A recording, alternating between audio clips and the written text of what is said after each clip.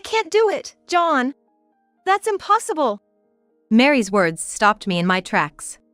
Sure enough, I had heard John. Wait, is she talking to my husband? But no, John is on a business trip. It's hard to believe he'd call Mary from there. Yet, I continued to hear Mary's voice saying, John, that's why I can't. Then the next voice I heard left me stunned. Swap his medicine with that one. I only caught that one sentence, but it was unmistakably John's voice. Sorry, Amy. The truth is. The next day, Mary confessed something to me, and at the same time I felt shocked. I was resolved. I must protect Mary no matter what. And John, you're the only one I'll never forgive. I'm Amy Johnson, a 55-year-old homemaker. Just the other day, my only son, Mike, got married, and I was feeling relieved. Mike had gotten a job a long time ago and moved out to become independent, but with this marriage, I finally felt the weight off my shoulders. My husband of the same age, John, and I were laughing, saying, now we've got to start thinking about our golden years. Originally, Mike lived alone in an apartment just a 5-minute drive from our house. It was a studio. So, after the wedding, the newlywed couple moved to a bigger apartment. This new place was even closer to us, about a 10-minute walk. John and Mike would say, it's comforting to be close. But it made me a bit anxious. Being close means you have to be careful not to overstep your boundaries. I once received a piece of advice from a friend. I'm rounding up to 60. At this age, most of my friends are in the same boat, becoming mothers-in-law. And from them, I got all sorts of useful advice. What shocked me the most was something about a daughter-in-law. People have two sides, you know. Just because she's smiling on the outside, doesn't mean she's having fun. My friend said this with a serious face. Essentially, don't be fooled by just the facade of a daughter-in-law. It might be a twisted thought. Who would want to doubt the feelings behind a daughter-in-law's smile? But my friend's words had weight. In fact, this friend got along well with her daughter-in-law, seeing her frequently. She's like a real daughter to me, she would always say. However, it turned out the daughter-in-law had been forcing herself to get along. One day, all the pent-up frustrations burst out, and the daughter-in-law had a breakdown. They were on the verge of cutting ties, but somehow things calmed down. No matter how you slice it, they're still outsiders. It's really about keeping the right distance. I've learned that the hard way. I can still recall the exhausted sigh of my friend, the sadness in her voice lingering in my memory. Mary, the girl who married my son Mike, is such a sweetheart. Always smiling, a great listener, genuinely adorable. I was almost surprised she agreed to marry Mike. Even after they moved, when John and I dropped by their apartment, Mary welcomed us with that same smile, adding, "Feel free to come over anytime." I'd like to believe there's no deceit in her words and smiles. But to take everything she says at face value and to impose on her hospitality would be risky. It's that kind of consideration that's necessary for a mother-in-law and daughter-in-law to get along well. By being mindful in this way, we've managed to build a good relationship. We only meet when invited by Mike and his wife. And unless there's a specific reason, we don't initiate contact. It feels a bit lonely, but thanks to this, we've been getting by without any issues. Then one day, something unexpected happened when Mike and Mary came over for a visit. What? What did you say? I had to ask again, to which Mike repeated what he'd said earlier. So, I've been assigned an overseas post, and we'd like Mary to stay with you. Mike has traveled abroad for work before. But this was the first time he was being stationed overseas. Turns out, the assignment would last at least 2 years. With a chance of extension. 2 years is a long time. Isn't it safe for a couple to be apart like that? Wouldn't it be better if Mary went with you? Mary's got her job, and I'll be too busy overseas to be around much. It's more reassuring for her to live with you guys than alone in a strange place, right, Mary? When Mike sought confirmation, Mary nodded with a smile. Yes. We didn't mind. If we could support our eldest son and his wife, we would be glad to. But did Mary really want this? Might she not prefer to go abroad with Mike, even if it meant being in a strange place, rather than living with us, her in-laws? If Mary's parents were around, perhaps she could have turned to them, but sadly, both had already passed away. But she could just continue living on her own, right? The apartment is close by. And of course, we'd be happy to help out if needed. I thought it would be better for Mary to live independently. That's what I suggested to the young couple. But for some reason, Mary immediately said, "That won't work." What do you mean, it won't work? Well, it's just that. Mary hesitated. Mike then spoke for her. Mary has some past traumas, and she can't live alone because of them. Mary nodded vigorously. That's right. Well, we didn't know. Sorry about that. No, it's okay. If that was the case, living with us might be the only option. That's when John, who had been quietly observing, spoke up gently. If that's the case, she should stay with us. Don't hesitate. Mary's like our own daughter now. John said with a smile, and added. Plus, I'm often out late for work. It's better for Amy not to be alone, Mary being there would be comforting. Indeed, John's work didn't start too early in the morning, but he often came home around the last train at night. Having someone else around at such times is reassuring. Right. If Mary's okay with it, let's live together in harmony. I found myself on guard, but just like John had said, there were benefits to living together. It wasn't all downsides. And unlike me, a homemaker, Mary had her job. We wouldn't be together all the time. Maybe we could make it work. Thank you. We really appreciate it. The pleasure is ours. And so, it was settled that Mary would live with us. I was nervous about living together at first, but Mary turned out to be just as wonderful as ever. Good morning, Mom. If you'd like, how about joining me for breakfast? When I got up in the morning, the table was set with delicious-looking scrambled eggs and sausages, and there was steaming hot soup ready to be served. Oh my. Thank you. I'm so happy to have someone cook for me, it's been a while. But, wasn't it a lot of trouble? Not at all, I was making some for myself anyway. I hope it's to your liking. Let's dig in. Yum. This is delicious. I'm glad to hear that. Since Mary has work, I've taken on most of the household chores. But Mary never just left everything to me. On the contrary, she was always eager to help out with the chores to the point where I felt embarrassed. Mike sure has a good eye for people. He's lucky to have married such a wonderful woman like Mary. When I looked to John for agreement, he just smiled and nodded, indeed. Life together seemed to have no issues. However, about a month after we started living together, I noticed a change in Mary. She still helped with chores whenever she could, but she started to spend more time alone in her room. After meals, she'd quickly retire to her room and wouldn't come out until morning. Even in the mornings, she used to have breakfast with us, but now she'd leave for work before we even got up. Did I do something to make her dislike me? I feel so lonely. I couldn't help but vent to John when he returned home late one night. Are you sure you're not overthinking it? Besides, Mary might just need some time to herself, he replied. I know, but I can't shake the feeling that I'm being avoided. Living together with us, Mary must have been putting in a lot of effort every day. Perhaps she had grown tired of that. Lost in thought, John patted my shoulder and said, Don't worry too much about it. It's not good for your health. And don't you go collapsing again. I had previously been hospitalized for a stroke. Remembering that, John looked worried as he stroked my back. I'm fine. I'm taking my medication regularly now. But maybe you're right, I should stop overthinking things. After that, Mary started to avoid me more overtly, but I tried my best not to let it bother me. Weekdays were still bearable, but weekends were hard. On weekends, John would go out by himself, leaving me and Mary together. Even if we didn't go out, we used to spend time talking over snacks at home. But lately, Mary had been refusing even my invitations. And, perhaps out of dislike, she started leaving the house every weekend. Are you heading out? I ran into Mary on her way to the entrance and asked her casually. She frowned and said sharply, It's none of your business, Mom. Just leave me alone. With that, she quickly left the house. I could clearly feel the rejection. It hurt more than I expected, as we had gotten along well in the beginning. Since then, I've naturally started avoiding Mary too. Will it be like this until Mike returns from abroad? Would it be better for us both if we stopped living together now?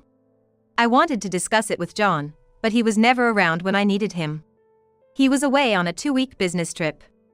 Dreading the weekends, I started going out more to avoid seeing Mary. I really didn't want to see Mary's face. So on that day off, I went out shopping as well. When I returned home, I could hear Mary's voice coming from the direction of the living room. She seemed to be talking to someone. Since Mary wouldn't have guests over without telling me, she must be on the phone. "I'm home," I said, approaching the room. As I was about to slide open the door, I realized Mary was indeed on the phone. Sure enough, she was on the phone. Convinced, I decided not to disturb her and was about to leave the area. That was when it happened. Mary raised her voice. "No, I can't, John. That's impossible." Mary's words made me stop in my tracks. I had definitely heard John. But no, John was supposed to be on a business trip. It seemed unlikely he'd call Mary from there. Yet, I could still hear Mary saying, "John. That's why I can't." An inexplicable unease began to bubble up inside me. I approached the room where Mary was, once more, and listened quietly.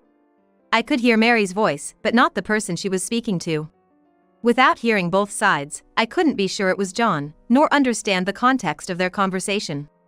Frustrated, I couldn't decide whether to leave or to interrupt. So I just stood there. Meanwhile, Mary sounded troubled over the phone, repeating "that's why it's impossible" several times. Was John asking her for a favor? Maybe I should offer to help. But what if she finds out I've been eavesdropping?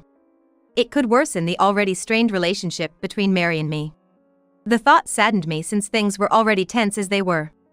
As I was lost in my thoughts, Mary let out a pained cry. Almost simultaneously, I heard the sound of something dropping. Soon after, I heard John's deep voice fill the room. "Swap this medicine with that one." Probably, Mary had dropped her smartphone, causing it to switch to speaker mode inadvertently. Mary must have quickly picked it up because John's voice faded, and only hers was audible again. Before long, she said, "Understood," and then there was silence. She must have ended the call.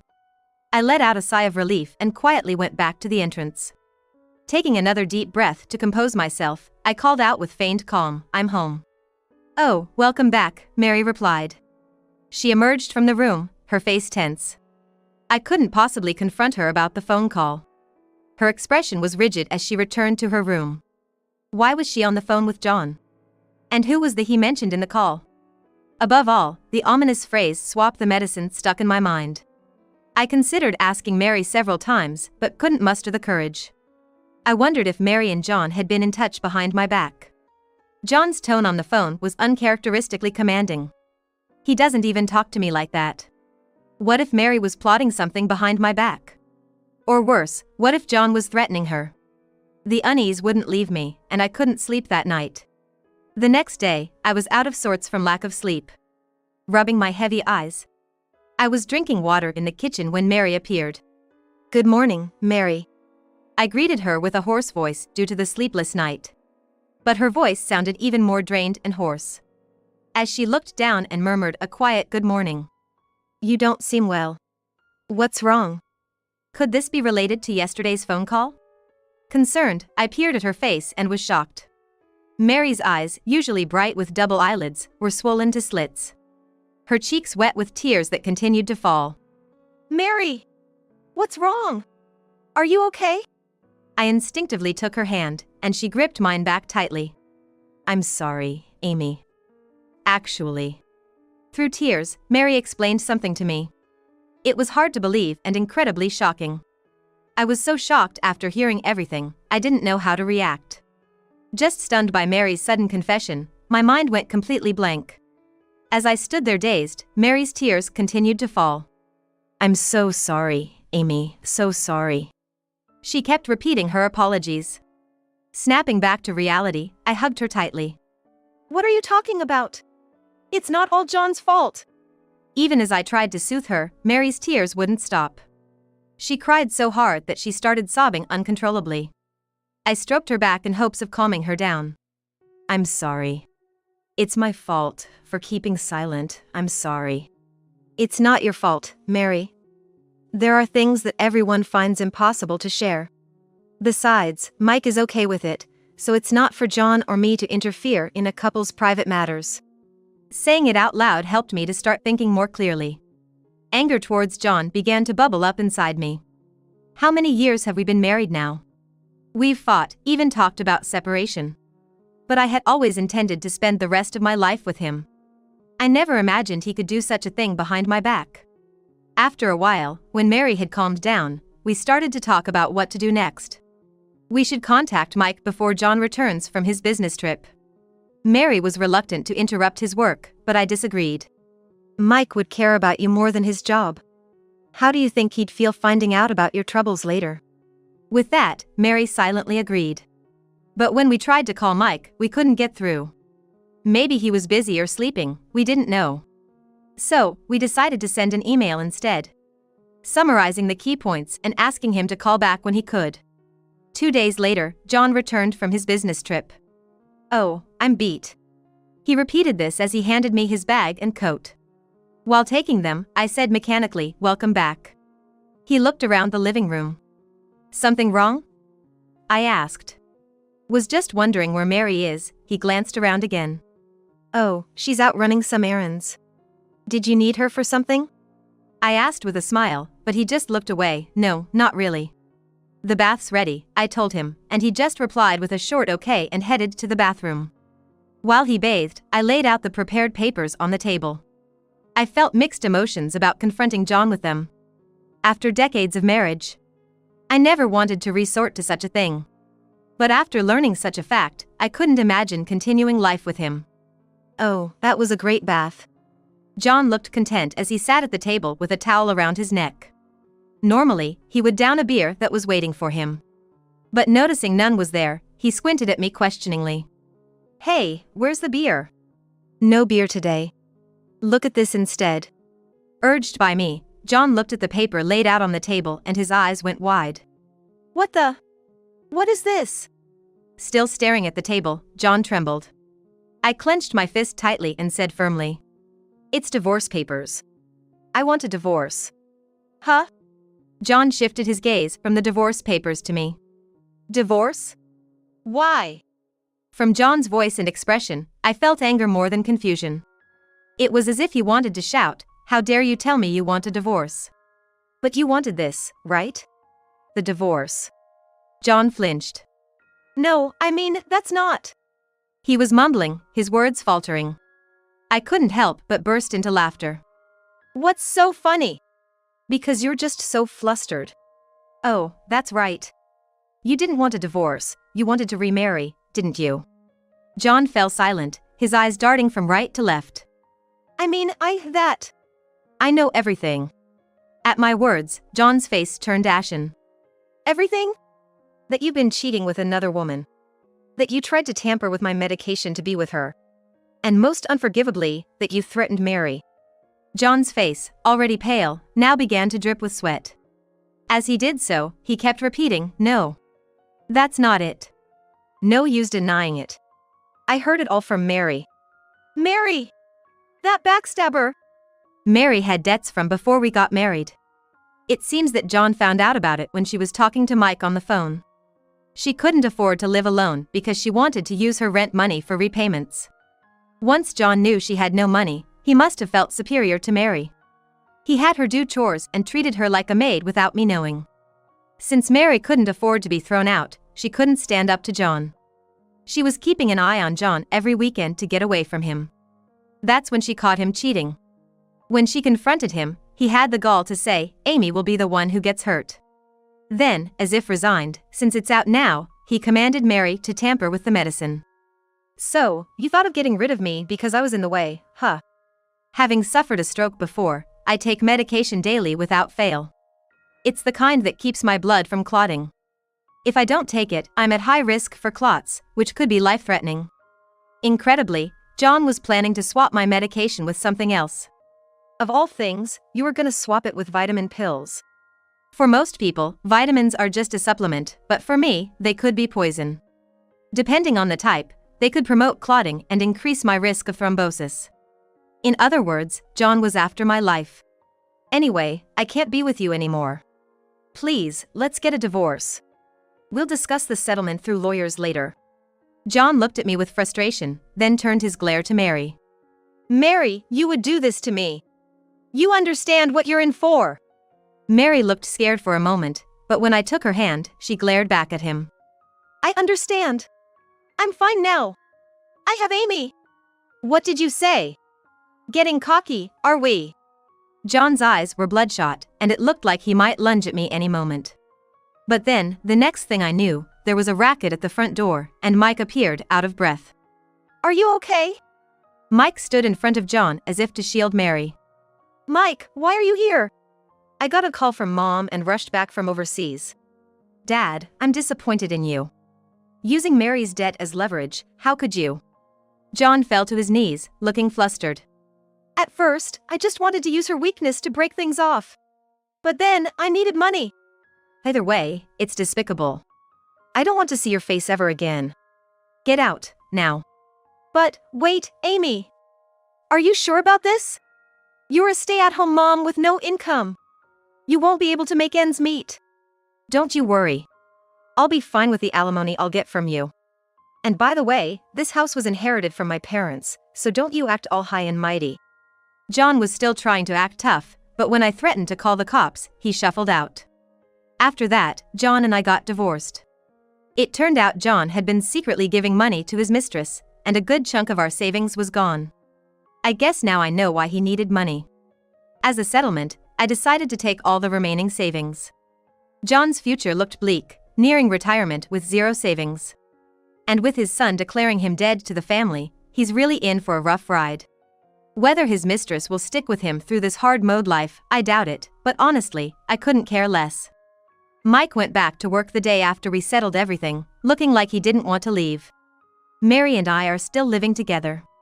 I used the alimony I got from John to pay off Mary's debts. Her son and his wife wanted to pay it back themselves, but with interest rates being what they are, it seemed wasteful. Since it was John's money anyway, I wanted to get rid of it fast. Now, the regular mother-in-law and daughter-in-law girls' nights are what I look forward to the most. Until Mike comes home, Mary and I are gonna keep on living well together.